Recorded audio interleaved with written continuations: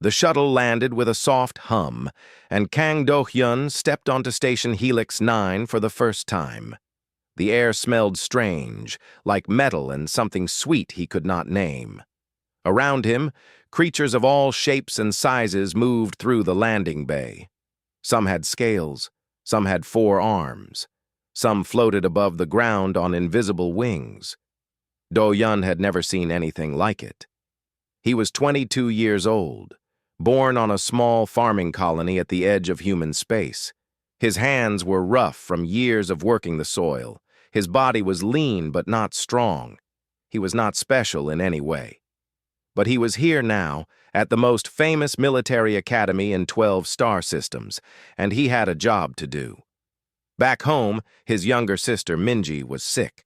The doctors said they could save her, but the treatment cost more money than his family would ever have.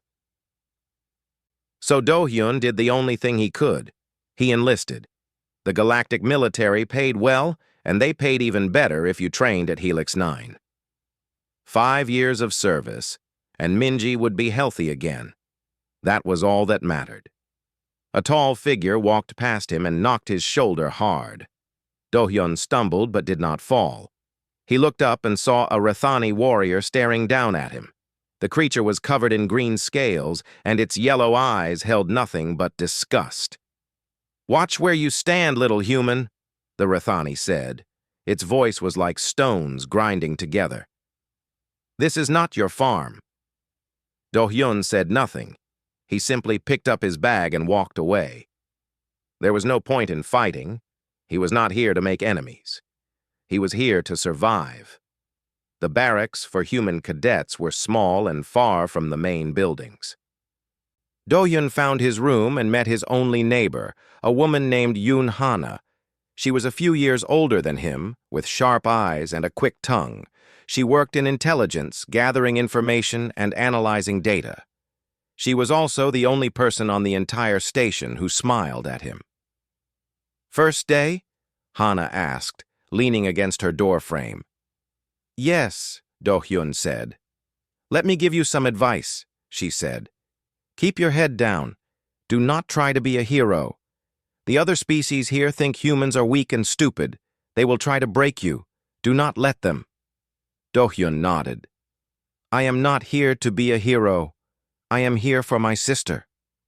Hana studied him for a moment, then smiled again. "Good. That might actually keep you alive." The days that followed were hard.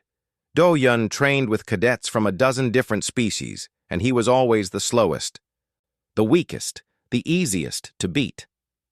The Korvath giants could lift rocks the size of small houses. The Qureshi runners could move faster than his eyes could follow. The Valanthi could read minds and predict every attack before it came. Humans had none of these gifts. They were soft. They were slow. They were fragile. The other cadets reminded Do-hyun of this every single day. But Do-hyun did not give up. He woke up early and trained alone before the others arrived. He studied late into the night, learning the weaknesses of every species, memorizing their fighting styles. He could not beat them with strength, so he would beat them with knowledge. Or at least, he would survive. Commander Veltris was in charge of all cadet training. She was an insectoid creature, 8 feet tall, with black armor-like skin and eyes that saw everything. She had been a soldier for over 100 years, and she had no patience for weakness. "Humans are a young species," she announced one day during training. "You have been in space for only 300 years. Some of the species here have been warriors for 10,000 years. Do not expect special treatment. Do not expect mercy. You will earn your place here, or you will fail." Do-hyun listened and said nothing. He had not expected mercy. He had not expected anything at all. One evening, Hana found him in the mess hall, eating alone as usual. She sat down across from him with a serious look on her face. "Have you heard about Proving Week?" she asked. Do-hyun shook his head. "It happens every year," Hana explained. "A week of trials, combat, survival, strategy. The cadets are ranked based on their performance. Those who do well get better assignments after graduation. Those who fail, she did not finish the sentence. I will do my best, Do-hyun said.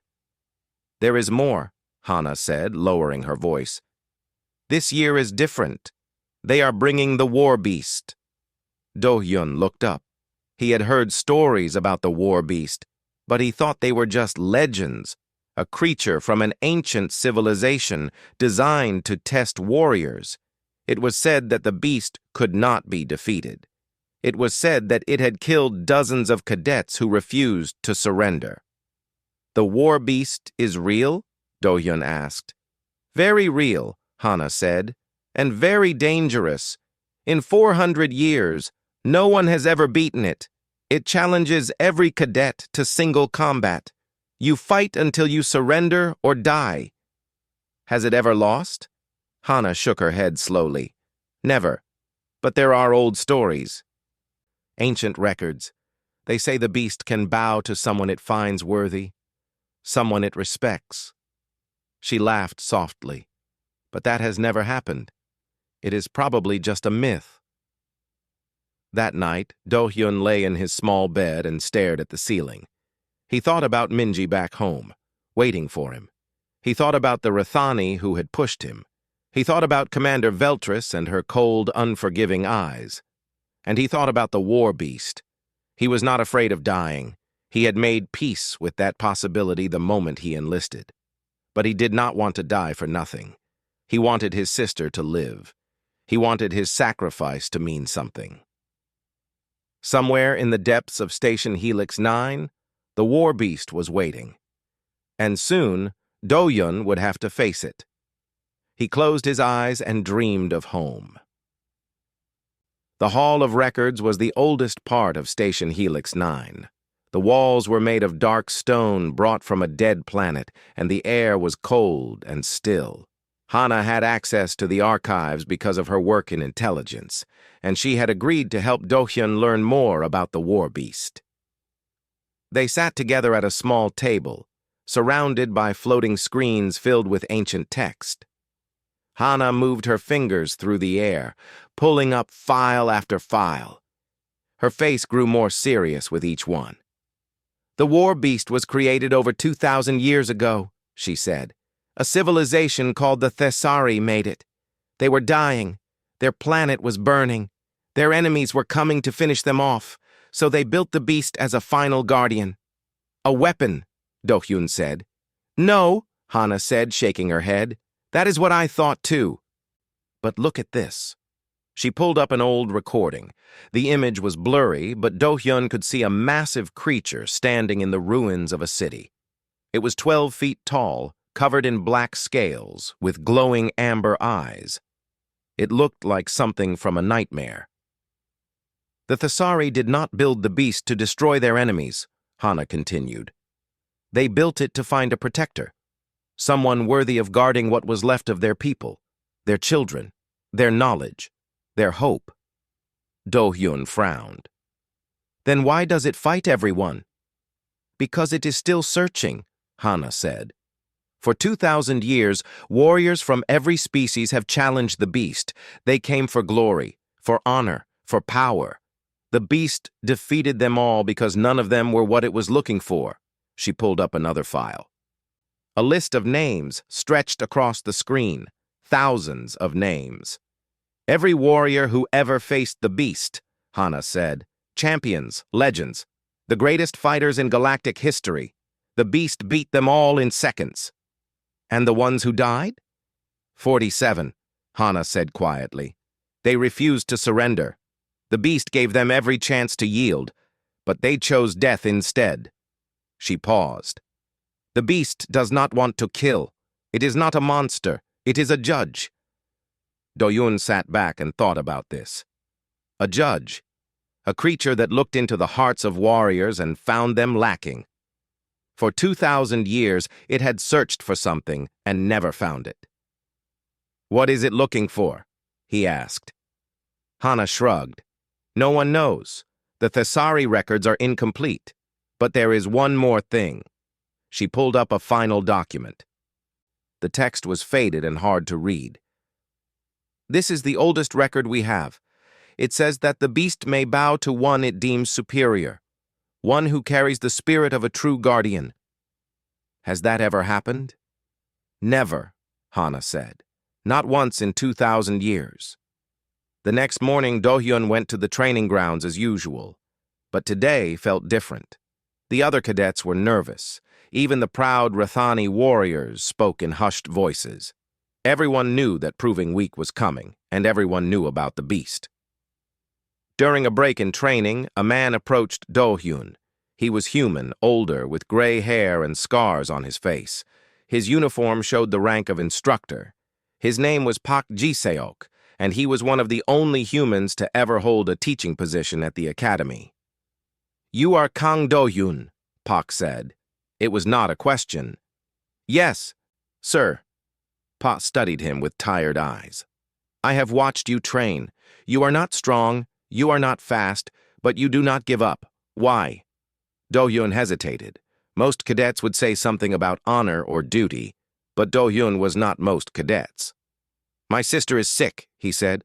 "The money from my service will pay for her treatment. If I give up, she dies." Pak nodded slowly. "You fight for someone else." "Yes, sir." "That is rare," Pa said. "Most warriors fight for themselves, for glory, for pride. They want to prove they are the strongest." He looked out at the training grounds where a Korvath giant was lifting weights that would crush a human. "But you do not care about being the strongest." "No, sir. I just want to keep my sister alive." Pak was silent for a long moment. Then he asked a question that surprised Do-hyun. "When you fight, what do you fight for?" Do-hyun thought about it. He thought about Minji's smile. He thought about his parents, working themselves to exhaustion on their small farm. He thought about all the people back home who were counting on him. "I fight so others do not have to," he said. Pak's eyes changed. Something shifted in them. Respect, maybe, or recognition. "Remember that," he said. "When you face the beast, remember exactly that."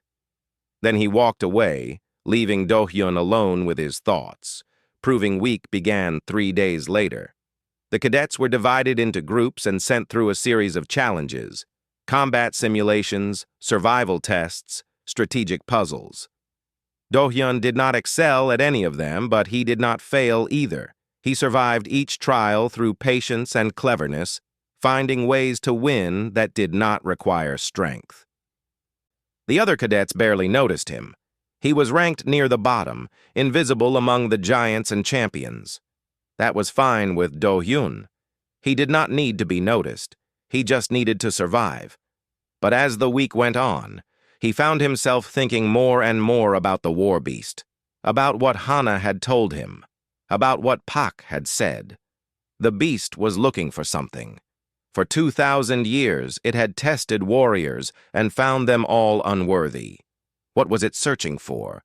Do-hyun did not know, but somewhere deep inside, in a place he could not name, he felt like he understood. The beast was not looking for the strongest fighter. It was not looking for the fastest, or the smartest, or the most skilled. It was looking for something else entirely, and Do-hyun was starting to think he knew what it was. The arena was the largest structure on Station Helix 9. It could hold 50,000 spectators, and today every seat was filled. Creatures from across the galaxy had come to watch the cadets face the war beast. Some came for entertainment. Some came to see blood, and some came because they remembered the old stories and wondered if today might be different. Do-hyun sat in the stands with Hana, watching as the first cadet entered the arena. The crowd roared with excitement. The floor of the arena was made of shifting sand, and the walls were lined with energy shields to protect the audience. In the center stood a massive gate made of black metal. "They go in order of ranking," Hana explained. "The highest-ranked cadets face the beast first." "Why?" Do-hyun asked. "Tradition. The best warriors get the honor of the first challenge." She laughed bitterly. "Also, the Academy wants to show off its champions before everyone gets tired." The first cadet was a Korvath named Thule. He was 9 feet tall with 4 muscular arms and gray skin like stone. He was ranked first in the entire academy, and he walked into the arena like he owned it. The crowd cheered his name. The black gate opened, and the war beast emerged. Do-hyun had seen pictures, but nothing prepared him for the real thing. The beast was 12 feet tall, covered in scales as dark as space itself. Its eyes glowed amber, ancient and intelligent. Scars covered its body, marks from 2,000 years of combat. It moved with a grace that should have been impossible for something so large. Thule roared and charged. He was fast for his size, and his 4 fists struck like hammers. The first blow hit the beast in the chest, then the second, then the third. The beast did not move. It stood there and let Thule hit it, again and again. The Korvath champion struck with all his strength, blows that would shatter mountains. The beast simply watched him with those ancient eyes. Then, in one motion, the beast moved. Its claw swept through the air, and Thule was on the ground. 3 of his arms were bent at wrong angles. The fight had lasted less than 2 minutes. "I yield!" Thule gasped. The beast stepped back and returned to its gate. The crowd was silent. Hana let out a breath. That was the strongest cadet in the academy. The beast did not even try. One by one, the other cadets took their turns. A Rathani warrior named Rin was ranked 3rd. He was young and proud, with emerald scales and a sword that had been in his family for generations. He fought well, dodging the beast's attacks and landing several cuts on its hide. But the cuts did not bleed. The beast's scales were harder than any metal. After 30 seconds, Rin was pinned to the ground with the beast's claw on his throat. "I yield," he said, his voice shaking with shame. The Valanthi telepaths tried to read the beast's mind and predict its movements. They failed. The beast's thoughts were too old, too alien, too vast for their powers. The Karishi runners tried to outrun it. They could not. The beast was faster than anything its size should be. Species after species fell, champions and legends, warriors who had never lost a fight in their lives. The beast defeated them all, and it never seemed to get tired. It never seemed to care. Do-hyun watched every fight. He did not cheer. He did not gasp. He simply watched, and he studied. "What are you looking at?" Hana asked after the 20th cadet fell. "The beast," Do-hyun said quietly. "It is not trying to kill them." Hana frowned. "What do you mean?" "Look at how it fights. It waits for them to attack first. It gives them chances to surrender. It only hurts them enough to make them yield." Do-hyun's eyes never left the arena. "It is not a killer. It is testing them." "Testing them for what?" Do-hyun did not answer. He was still trying to understand. The trials continued for 3 days. Hundreds of cadets faced the beast, and hundreds of cadets fell. Some lasted longer than others. A few even managed to wound it. But none of them passed whatever test the beast was giving. On the final day, Commander Veltris made an announcement. Her voice echoed through the arena like cold wind. "The human cadets will go last," she said, "so they may observe proper warriors before their inevitable defeat." The crowd laughed. The human section of the stands was small and quiet. They knew what was coming. That night, Do-hyun sat alone on the observation deck. The station floated among the stars and the view was beautiful. But Do-hyun was not looking at the stars. He was thinking about the beast. Footsteps approached behind him.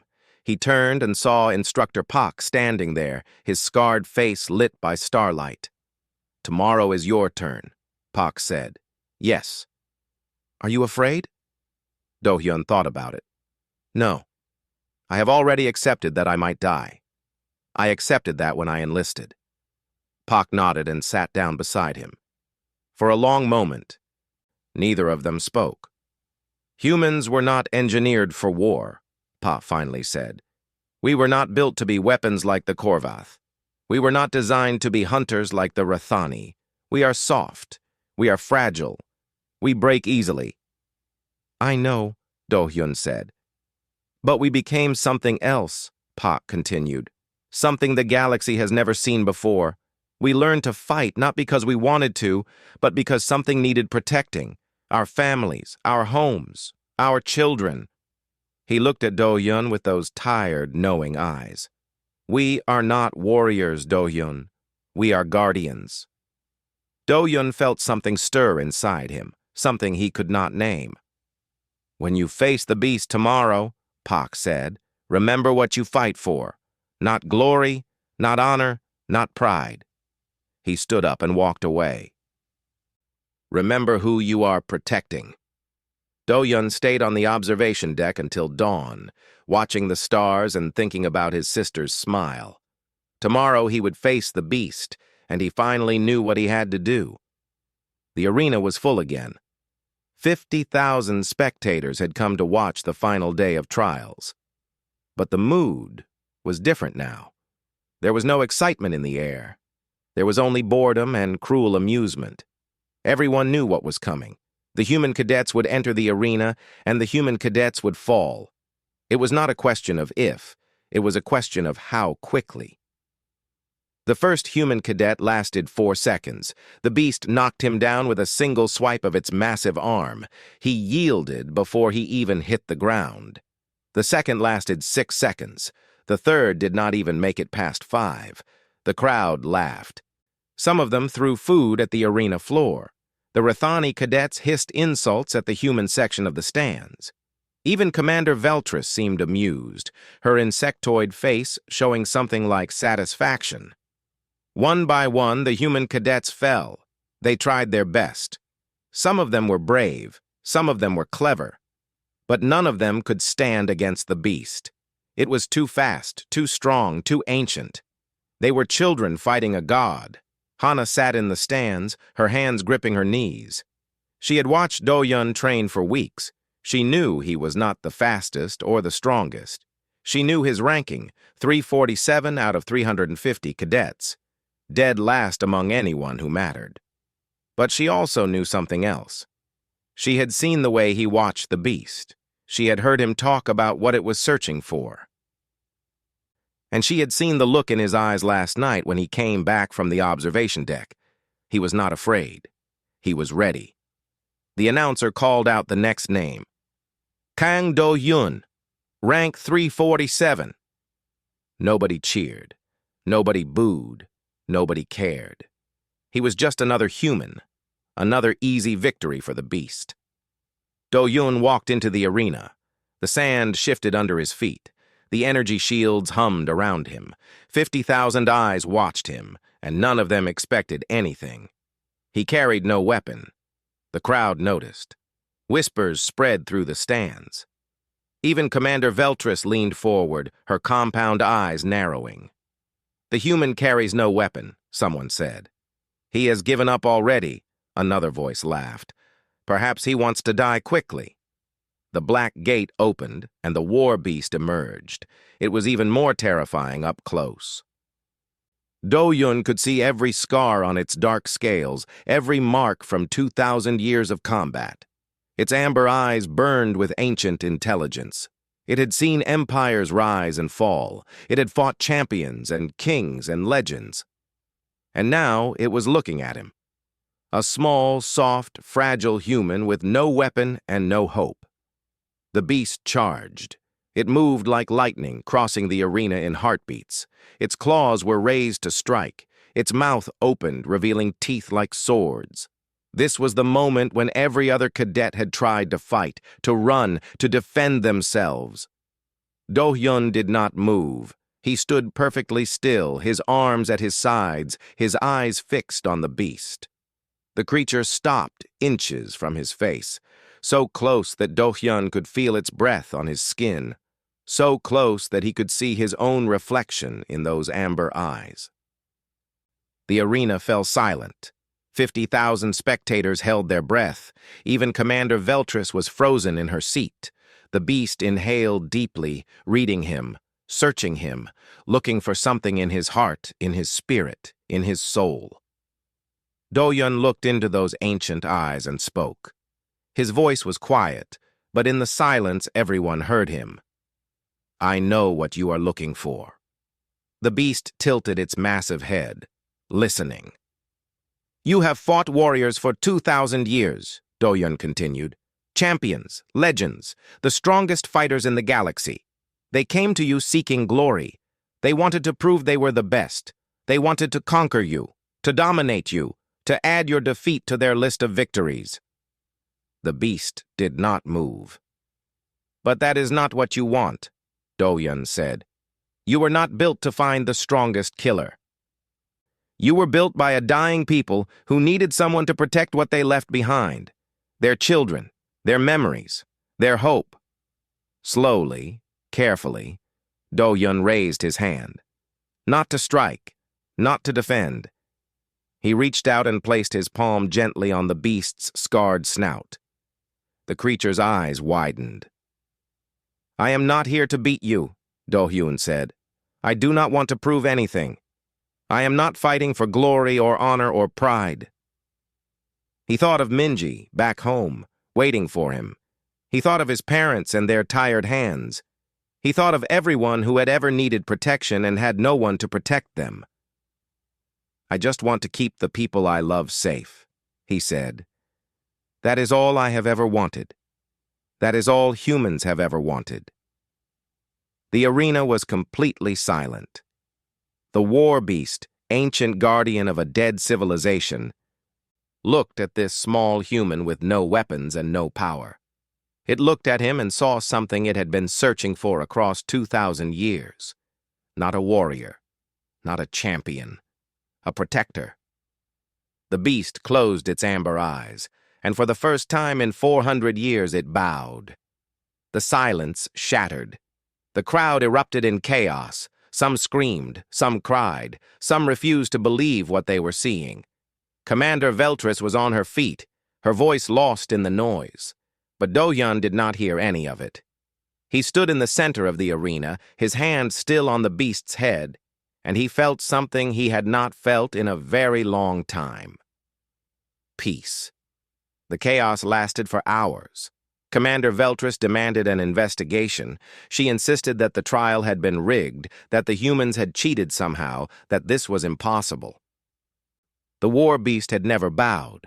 Not once in 400 years of recorded challenges, not once in 2,000 years of existence.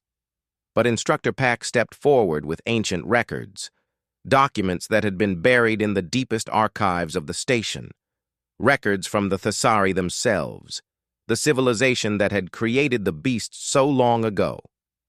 The beast was never designed to find the strongest warrior, Pac said, his voice calm and clear.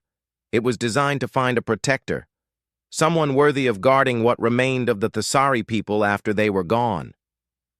He looked around the room at the gathered officers and commanders, Rathani generals with their cold eyes, Korvath leaders with their 4 arms crossed, Valanthi telepaths who could not hide their shock. For 2,000 years, the beast met only conquerors, Pa continued, warriors who fought for themselves, champions who wanted glory, killers who craved power. It defeated them all because none of them were what it sought. He turned to look at Do-hyun, who stood quietly by the wall with Hana beside him. This human understood something that no other species has understood. True strength is not about domination. It is not about proving you are the best. True strength is about what you are willing to protect.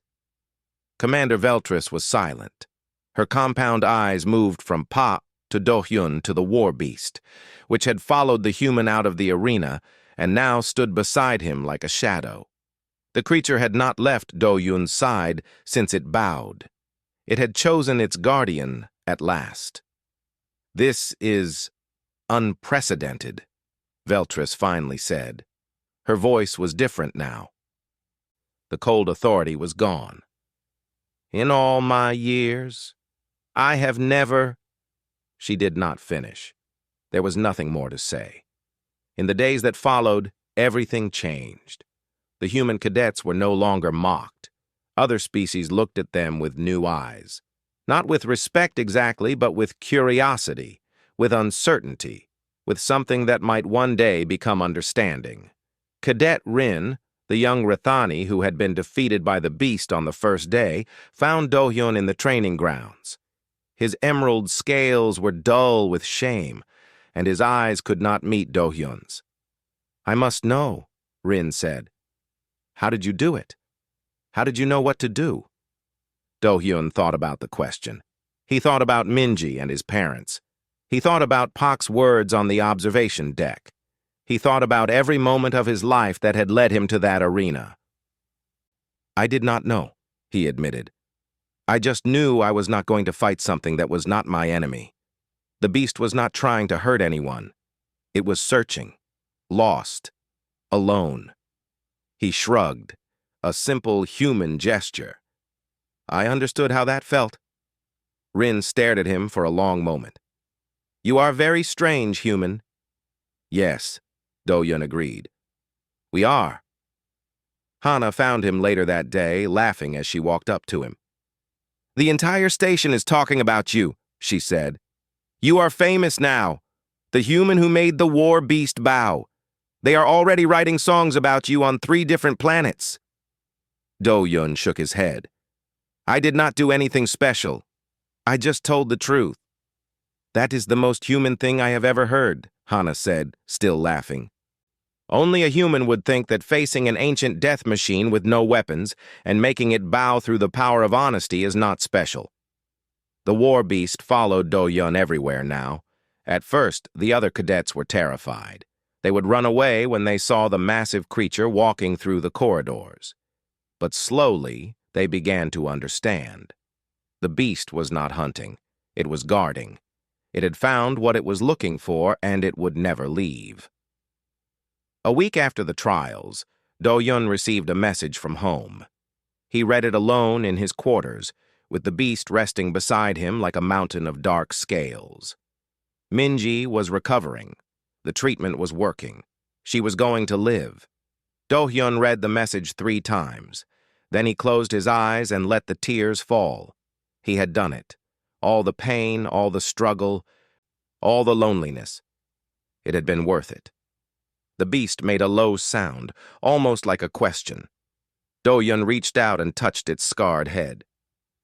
"She is going to be okay," he said quietly. "My sister, she is going to live." The beast closed its amber eyes. It understood. That night, Commander Veltris made a final entry in her official log. She had been a soldier for over 100 years, and she had thought she understood every species in the galaxy. She had been wrong. "I have studied humanity for 30 years, she wrote.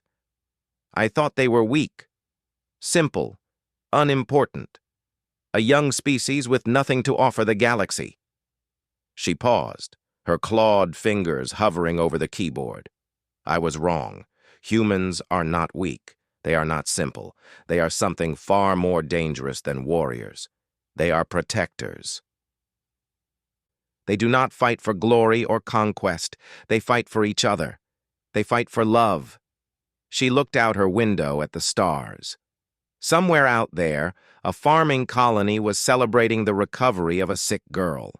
Somewhere out there, a young human was changing everything the galaxy thought it knew. "The galaxy will never be the same," Commander Veltris wrote, and perhaps that is not a bad thing. On the observation deck, Do-hyun sat with the war beast beside him and looked at the stars. He thought about home. He thought about Minji's smile. He thought about all the people in the galaxy who needed someone to protect them. He was not a warrior. He was not a champion. He was just a farmer's son who loved his sister. But maybe that was enough. Maybe that had always been enough. The beast rumbled softly, and Do-hyun smiled. The stars stretched out before them, infinite and full of possibility, and for the first time in a very long time, the future looked bright.